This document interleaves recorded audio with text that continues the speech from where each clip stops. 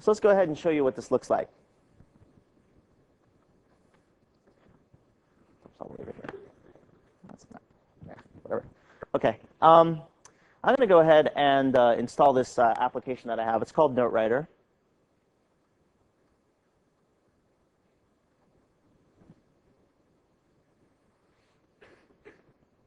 I've installed the first version of it.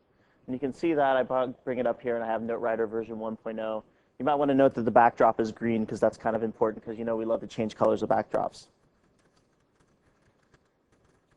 I'm also going to write a little bit here inside of NoteWriter, and maybe move around the window a little bit.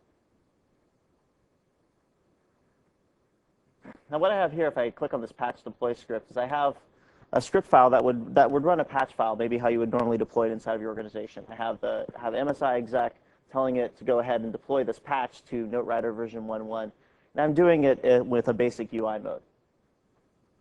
Now, of course, what would normally happen if I went ahead and ran this install, one of two things would happen. Either the install would just go through and it would require a reboot at the end, or the install would go through, pop up the files and use dialog, and the user would have to actually shut down the application, or maybe just ignore it, and the reboot would be required.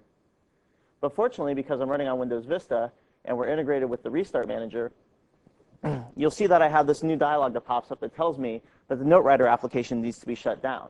I have this option that says automatically close and attempt to restart the application after the setup is complete.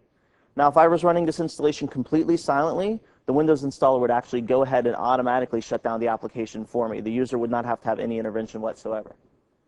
If I go ahead and hit OK, the application's shut down, and it's updated. You can see it's NoteWriter version 1.1. The backdrop color has changed.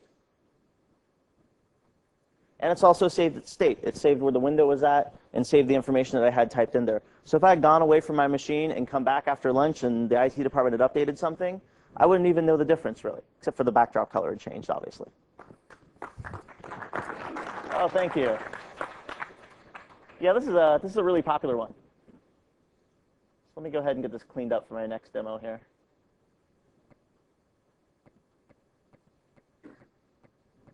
All right.